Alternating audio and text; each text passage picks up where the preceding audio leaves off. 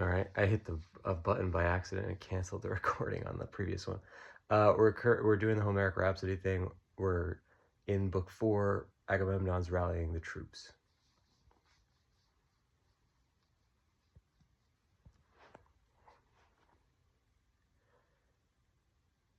Thus had Agamemnon spoken to his commanders, the greatest among the hosts, and they had disseminated the orders all the way down the line, from the greatest of the men to the lesser, and all the Achaeans were breathing hot fire for combat and battle and strife. For that goddess Eris had been walking through, and had been kindling a love for war greater than the desire to return home to their wives.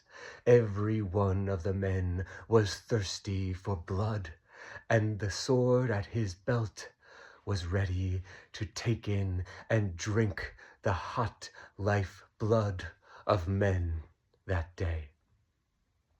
The Achaeans marched forward, quiet as a dormouse, none speaking, none saying a single word. Such was the discipline of that Danaan host.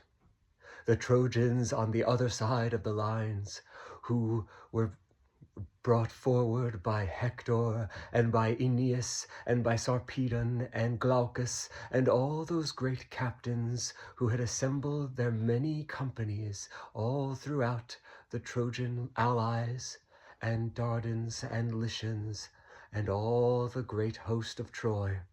They came forth in their many tongues, yelping like cranes who were creating a huge din on the battlefield. The great separation between the cultures of Achaea and of Troy was visible in this, and soon were they to become one in a mass of men and slaughter and blood. Antilochus cast his spear, and he hit Molion in the chest just above the nipple, the spear going straight through that cage of bone and out the other end, carrying forth with it inside pieces, and the heart was skewered on that spear end, still shuddering as it went forth. Molion, who had grown up in that land of Lycia, had been nurtured by the streams next to his childhood home, his parents having saved up for the armor that protected his breast. But not strong enough was that to prevent the piercing spear of Antilochus.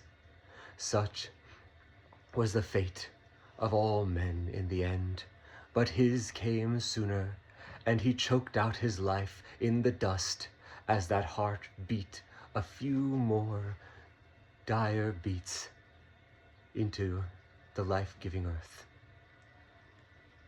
Once again, Menelaus had come forth, he who was healed now by Machaon, still hobbling, but not wanting to miss that first fray of the Achaeans, had cast his spear, and through sheer luck, for it was very much a weak cast, having been injured only just now by Pandarus's arrow, he threw that spear, and guided by Athena's force, it had gone straight through Echemos into the temple, and it pierced the brain pan, and the brains were all splattered inside of his helmet.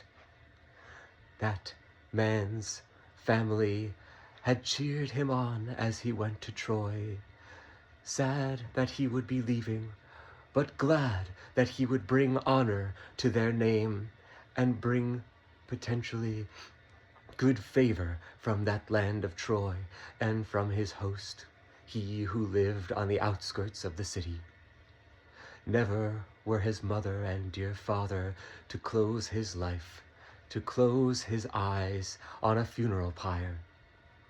They would never see that body again, buried in some heap after having been picked clean by the dogs and kites in such days after the battle. And then a Trojan, Sarpedon, the leader of the Lycians, had hurled his spear, and it went through the shield raised of that Ithacan Chromius, who had blocked the strike, but to no avail. That Aspis shield was no match for the godlike strength of Zeus's son Sarpedon. The shield went straight through that. The shield was punctured straight through by that thirsty spear, and it pierced his chest, and it went into the heart of his life, and the spear was through shield and chest and heart, quivering, the spear still quivering as the heart beat below it, the blood flowing forth, the man skewered and stuck through with the spear and shield, and he fell to the earth, and his armor rang about him, that plate which was soon to be stripped. Sarpedon had a hard time stripping the armor, however, as his arm and spear and shield were all pent together.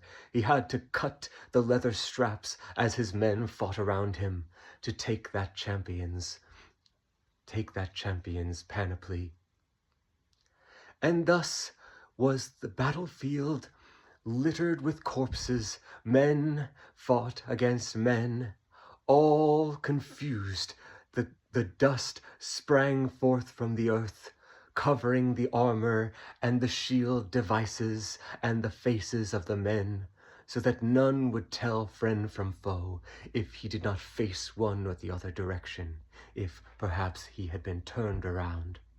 And if any man had been led forward by Athena, guaranteed by her strength and protection not to be hit by the hurling spears, even that man could not rejoice in the terrible combat which had flamed forth, started by Pandarus's arrow, and not to be finished, for many, many more men would be killed before the end of this war.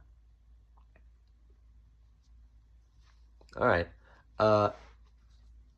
To give it context, I had accidentally hit the volume button on my phone and canceled the recording, but it only happened after the first line or two of the thing. I think I was saying thus did Agamemnon, gather the hosts, and then I hit the button. So it wasn't like I practiced this beforehand. I was actually kind of happy that the battle scene is mostly a real battle scene. I'm just making up names, as you could probably tell off the top of my head. I don't know whether they sound more Achaean or more Trojan in each instance. I don't really know the difference between that. I'm just trying to come up with names of lesser, characters from the Iliad that I may have heard before somewhere. In the game that we're working on, the list that it's pulling from for Trojan enemy names, because it says new challenger, this guy, the son of that guy, or whatever. And then the names that it can pull to say the name of your character, who would be an Achaean warrior. It's the same list. So I guess I'm not making this distinction in the game, and I'm not making a distinction here either. A little bloated with a lot of these death descriptions that I'm doing. I like a lot of the details of getting that in there, but I'm being a little too over eager with some of these Homeric moments. He doesn't necessarily have a crazy detailed thing that happens to every character that gets killed, but I thought I did a pretty decent job so far.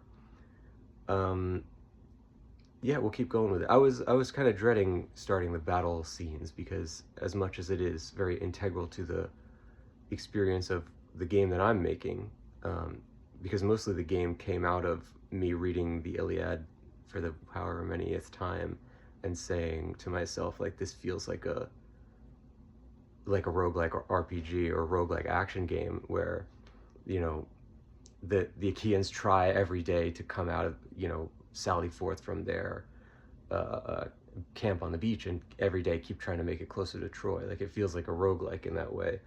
Um, and the battle scenes have so much kind of like pathos and detail and stuff, and I always thought that it would make for a good game, which now I'm trying to do.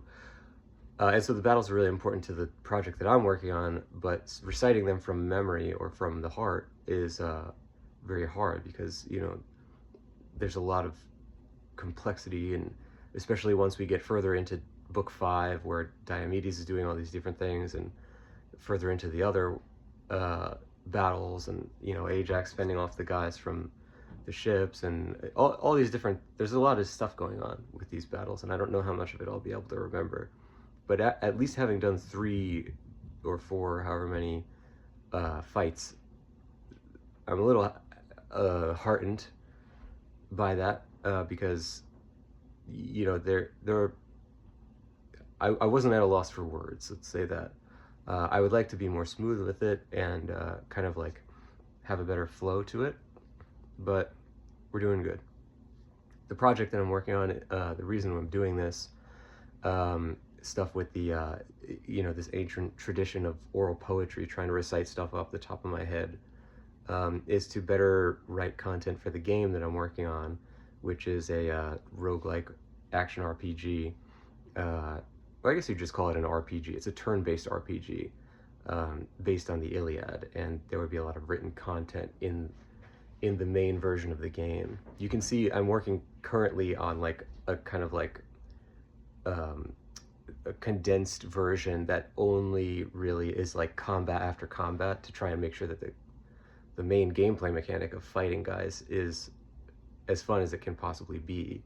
But then once I finish that and it works, then I would make the proper version where it's got a lot of story content and, you know, non-playable characters and quest lines and things, and all that would need written content, because that's what's important to me. You know, the kind of the artistry of Homer's language and the style of storytelling and stuff is what interests me most, which is why even in the combat parts I spent so much time making like a kind of complicated system for every character that's killed. There's like an epitaph that it makes for them in that kind of Homeric language, and you know, that was from day one. I was putting that in because it's like one of the, in my opinion, the most important things, even though it's kind of like flavor text. So yeah, that, you know, just trying to get better at this, and it's also kind of cool just to be a part of this like tradition that Homer was doing even from his time. So we'll keep going with it. Not that good at it yet, but again, just every day you got to keep doing it and see how it goes. All right.